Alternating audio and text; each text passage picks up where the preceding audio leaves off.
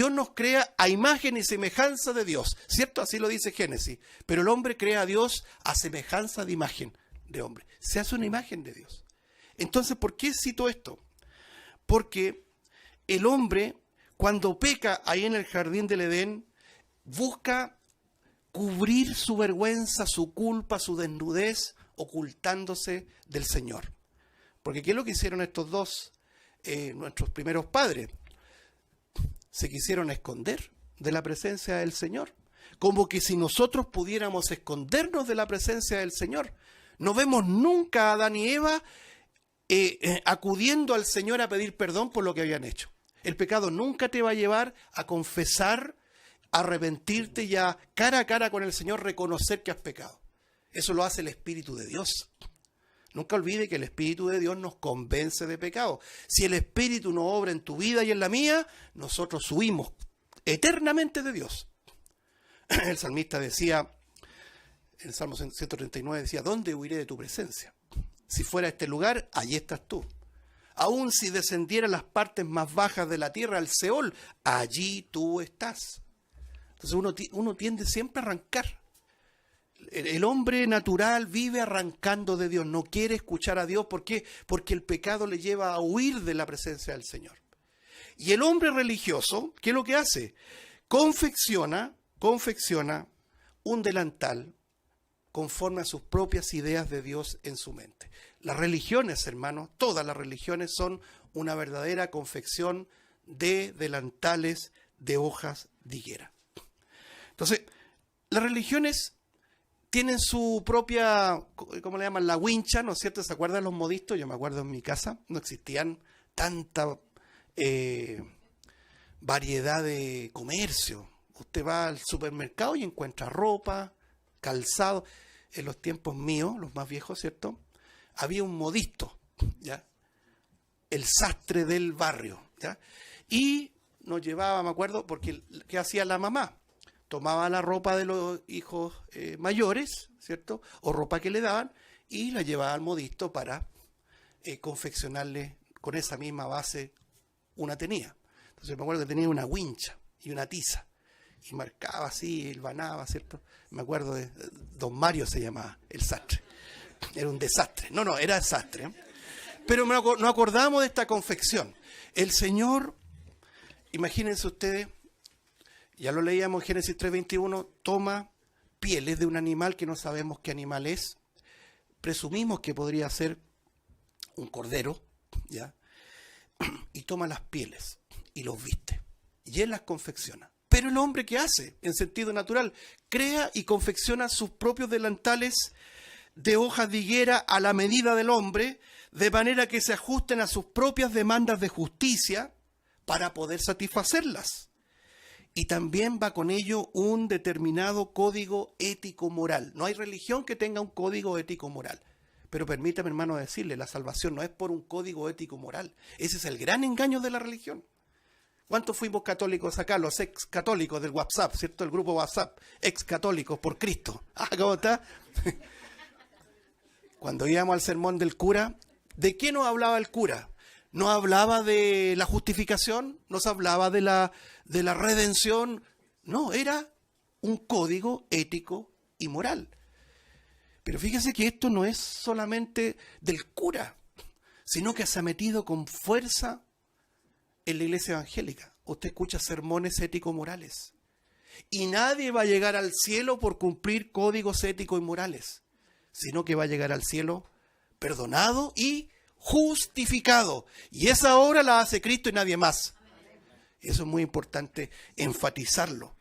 Entonces el hombre, con esos delantales de hoja de higuera, pretende obtener los favores de sus deidades, de lo que sea, Buda, Confucio, Zoroastro, Mahoma, tantos otros. Y crean su delantal de hoja de higuera. Es la tónica, y permítame decirlo así, de todas las religiones que conocemos. Entre las más connotadas, las que acabo de mencionar. Por ejemplo, hay una facción del catolicismo romano que es el Opus Dei, o también los seguidores de un tal Schoenstatt, alemán, ¿cierto? El Opus Dei fue fundada por Monseñor Escrivá de Balaguer, ¿cierto? Un sacerdote español. Y Schoenstatt, alemán. Entonces tienen sus códigos morales, éticos, en donde, por ejemplo, porque esas son religiones para gente empingorotada, no para los pobres. ¿Eh? No crea que un pobre va a poder ser Opus Dei, no les interesa a ellos.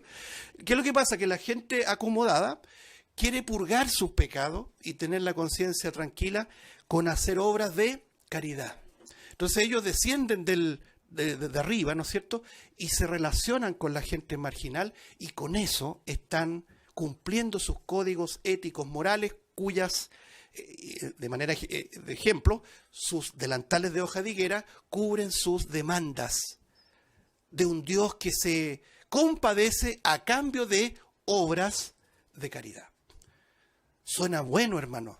Uno humanamente dice que bueno que una persona se apiade de alguien necesitado, pero eso, mis amados hermanos, no lo va a llevar a la salvación. Nosotros aquí no estamos para agradar a los hombres, estamos predicando un evangelio urgente, arrepentido porque el reino de los cielos se ha acercado. Y esa salvación no es por obras, para que nadie se gloríe. Entonces, todos esos códigos religiosos es una base, ¿no es cierto?, es la esencia de estos delantales de hoja de higuera que han recorrido la historia. Un listado sintetizado de religiones, sectas, filosofías que viven y hacen su culto creyendo de que por esa vía ellos van a ser salvos. Nunca olvidemos, hermano, el Salmo, el Proverbio 14:12, que nos revela con claridad que hay camino que al hombre le parece derecho. ¿Ya? Yo no quiero entrar en política, pero lo citaba también mi hermano antes de comenzar. Evangélicos que están diciendo que lo que pasó el domingo fue un regalo del Señor para Chile, porque ahora Chile es para Cristo. Qué terrible, hermano, ¿eh? Qué desintonizados están. Leía las declaraciones que posteó en su Twitter un famoso predicador, no sé si llamarlo predicador, David Ormachea. Un tipo que está pero desorientado ya hace muchos años, hermano. Que habla de política, de psicología, pero menos del Evangelio de Cristo. Unas declaraciones pero destempladas totalmente. Entonces, ¿qué quiero señalar? Esos son los delantales de hoja de higuera que se promueven y que se venden, y la gente los compra y se viste con eso pensando de que son salvos. Entonces, con justa razón el Señor dice, salid de en medio, pueblo mío, y no seáis partícipes de su iniquidad. Entonces, es interesante, hermano, que nos demos un tiempo en esto que nos queda.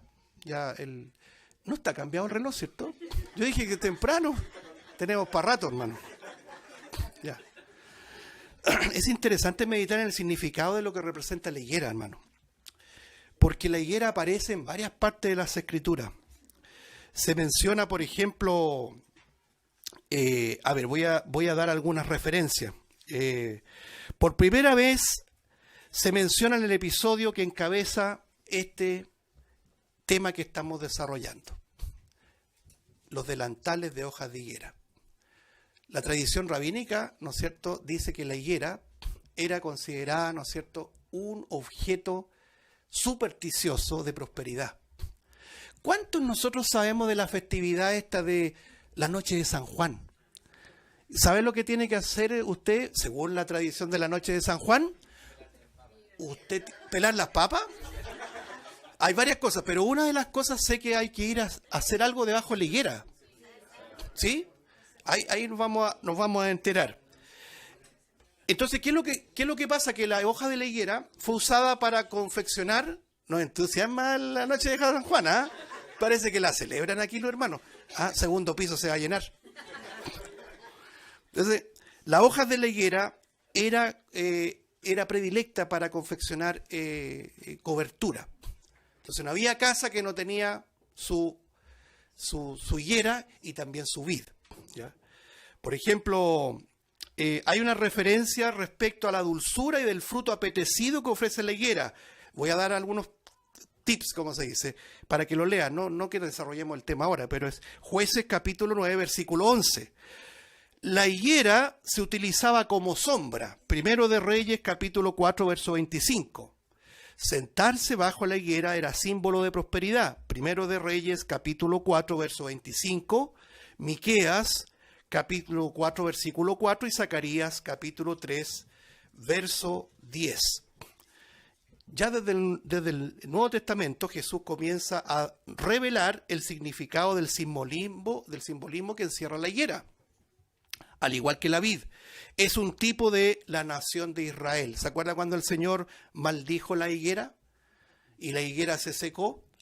Que era el anticipo del castigo duro que venía contra su propio pueblo, su propia nación, Israel.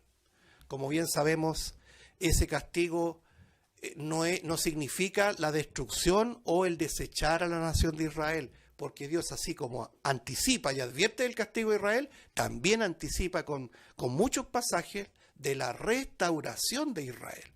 Esto lo digo para que aquellos que dicen que Israel fue desechado y que la iglesia es la Israel de Dios. Así que olvídense de los judíos y de Israel. No es tan así la cosa. Y así lo dicen ellos, los doctores. Por eso tenemos que tener cuidado y enseñar todo el consejo de Dios. Entonces, por ejemplo, Jesús maldice la higuera ahí en Mateo capítulo 21, versículo 19. Compara su brote con la futura restauración de Israel. ¿Se acuerda? De la higuera dice, aprended la parábola. Mateo 24, 32. No cabe duda que la higuera tiene una connotación específica. Ahora, quiero centrarme en el concepto que yo les decía según Primero de Reyes, que era un objeto de sombra. Imagínense una árida tierra, ¿cierto? Con el sol abrasador. Los que alguna vez hemos experimentado un momento de calor, ponerse a la sombra de un buen árbol frondoso, ¿no es cierto? Por ejemplo, un sauce, el sauce es fresquito, ¿cierto? Es una delicia estar ahí, y usted sale del sauce y está el sol ahí pegando fuertemente, es agradable al hombre. Entonces, el judío, el hebreo, buscaba la sombra. Y la Biblia nos revela que hay una sombra superior a todas las sombras. Que, por ejemplo, en el Salmo 91, ¿no es cierto? Que usted lo conoce muy bien. El que habita al abrigo del Altísimo morará, ¿qué dice? Bajo la sombra del Omnipotente. No hay sombra más que nos produce más alegría y gozo que estar bajo la sombra del Omnipotente. Entonces, dice, por ejemplo, ese es el Salmo 91:1. Dice también, guárdame como la niña de tus ojos, escóndeme bajo las sombras de tus alas. Salmos 17:8. Ten misericordia de mí, oh Dios, ten misericordia de mí, porque en ti ha confiado mi alma, y en la sombra, note, de tus alas me ampararé hasta que pasen los quebrantos. Nosotros vemos que el judío tenía su higuera en cada casa para protegerse del sol. ¿Ya? Entonces, vemos que Adán y Eva, una vez que se les abrió el entendimiento y se dieron cuenta que estaban desnudos, apelan precisamente a este árbol natural, a la higuera, sacan las hojas y se hacen su delantal de hojas de higuera, creyendo que con eso estaba resuelto el problema. Entonces yo me acuerdo cuando el Señor le dijo, le pidió cuentas al varón y le dijo a Adán, tuve miedo y me escondí. Se fueron ahí al follaje de los árboles del huerto, pretendiendo ocultarse, ¿no es cierto?, de la presencia del Señor. Pero quiero volver al punto. No hay vestimenta ni sombra más eficaz, escúcheme bien y lo voy a repetir, no hay vestimenta ni sombra más eficaz que la que proporciona nuestro Señor. Yo los invito a abrir su Biblia ahí en Isaías, hermano. Hay un pasaje maravilloso aquí en Isaías capítulo 61. Profeta Isaías. Vamos a dar lectura al profeta Isaías, capítulo número 61.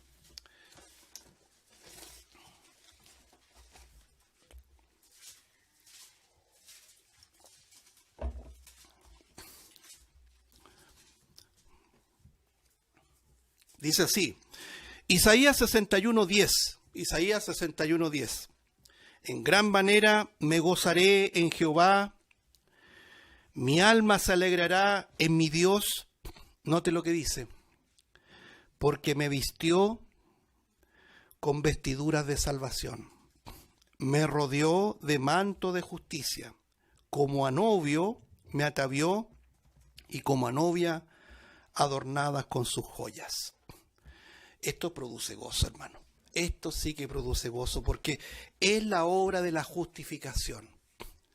Dice el profeta, me gozaré en Dios. Mi alma se alegrará en Dios. Y hay una razón, porque me vistió.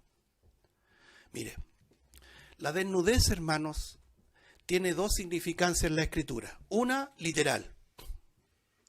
Pero hay una que trasciende a lo material y a lo temporal, que es la desnudez espiritual.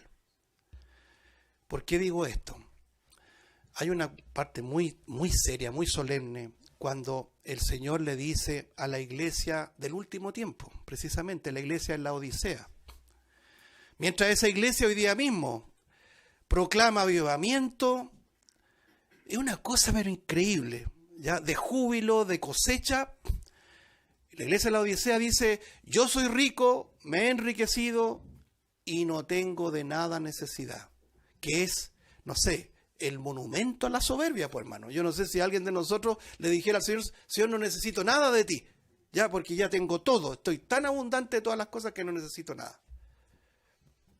Soberbia, ¿no es cierto? Altivez de espíritu. La iglesia de la Odisea tiene un pecado pero esencial, la soberbia.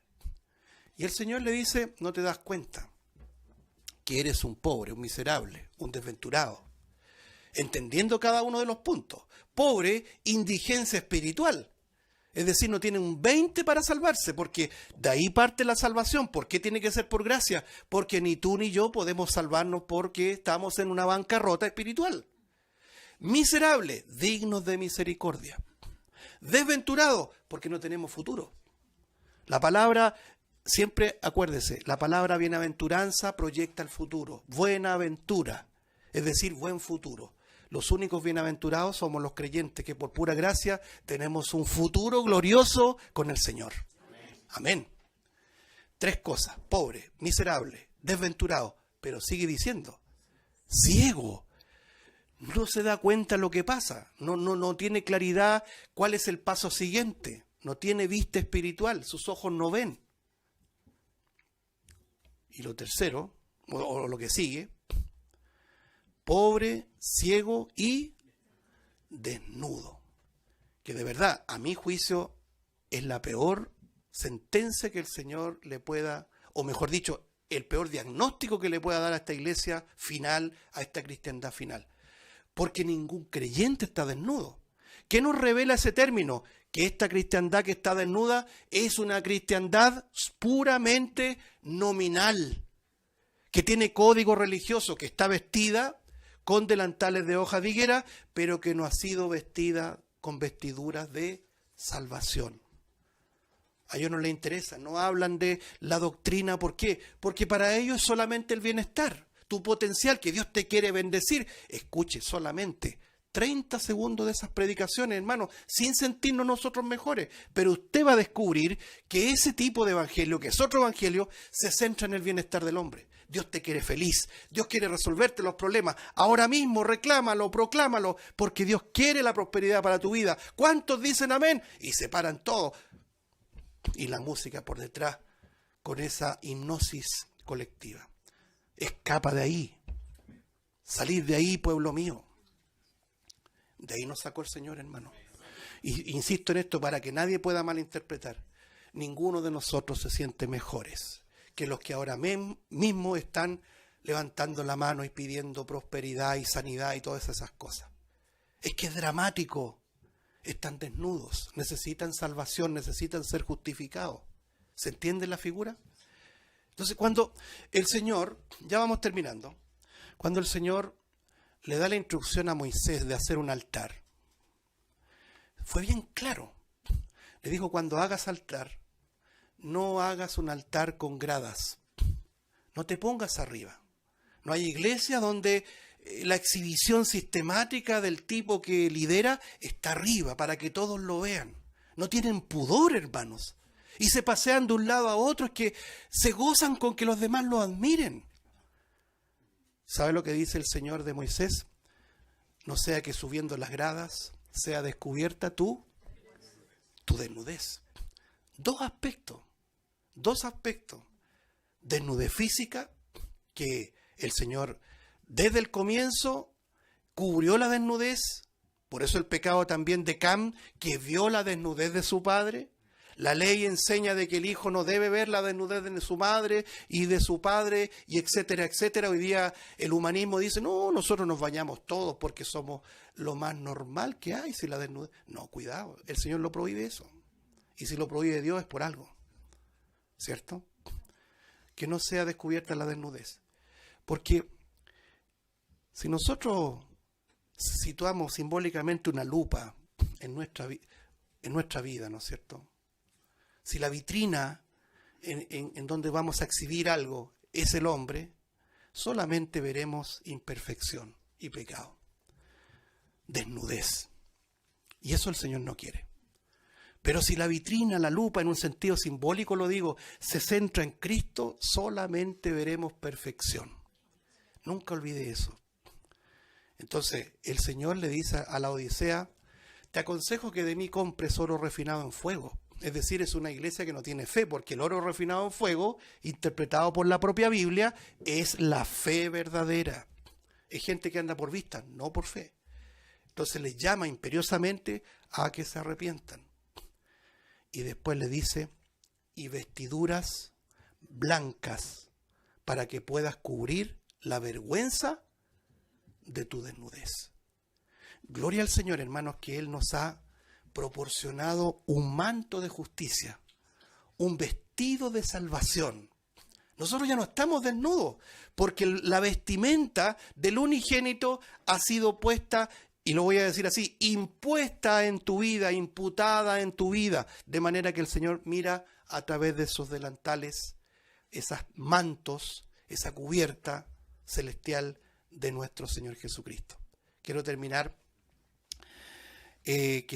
viendo a propósito de estas vestiduras. Nos quedan algunos puntos, pero Apocalipsis capítulo 19, por favor. Creo que este es el momento más glorioso que nos espera en este itinerario, ¿ya?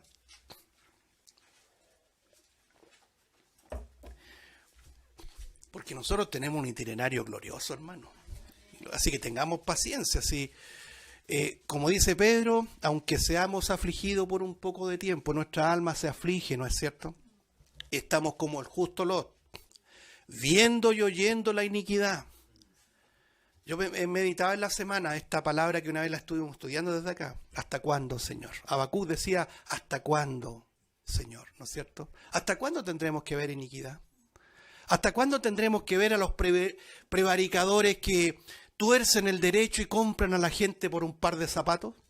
¿Hasta cuándo tendremos que ver a aquellos que renuncian a su sexualidad y se vuelven homosexuales y lesbianas? ¿Hasta cuándo tendremos que ver a pastores sinvergüenzas que viven de la lana de las ovejas? ¿Hasta cuándo tendremos que portar este cuerpo de muerte humillante que vive en tu vida y en la mía? Gloria a Dios que ese hasta cuándo terminará muy pronto. Yo me acordaba de las almas de los decapitados. ¿Hasta cuándo, Señor? De los mártires de Jesús, que padecerán en el tiempo de la tribulación, ¿ya? Nosotros vemos que ellos claman de la misma forma que Habacuc. ¿Hasta cuándo, Señor, no vengas la sangre derramada en la tierra?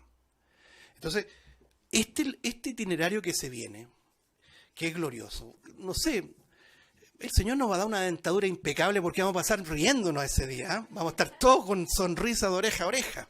No habrá nada que ocultar ahí, ¿eh? En esa sonrisa. Mire lo que dice Apocalipsis 19. Lea usted, versículo 7, Apocalipsis 19, 7. Esto no es cuento, hermano, no es fábula. Esto es historia por cumplirse. Amén. Gocémonos y alegrémonos y démosle gloria, porque han llegado las bodas del Cordero y su esposa se ha preparado. Note, a ella se le ha concedido, es un regalo, que se vista de lino fino, limpio y resplandeciente, porque el lino fino es las acciones justas de los santos. Estas son las vestiduras de salvación. Este es el vestido y el manto de justicia de nuestro Señor. Aquí acuérdense que cuando dice el lino fino es las acciones justas de los santos, aparece el católico y dice, ve, es por obras. Lo que pasa es que no se entiende de que las acciones justas son hechas en Cristo. Si no estamos en Cristo, no hay acciones justas. Por lo tanto, es lo que Cristo ya preparó de antemano como buenas obras, Efesios 2:10, para que anduviésemos en ella. Es decir, toda la esfera de Cristo es esa cobertura gloriosa, hermano. Ese vestido sin igual, de una tela célica, lo voy a decir así, celestial, que Él ha querido darte a ti y a mí, por pura gracia, por pura misericordia, para entrar en el cielo. Gloria a Dios por lo que nos espera, amados hermanos. Padre Celestial, vamos a tu presencia en esta mañana nuevamente.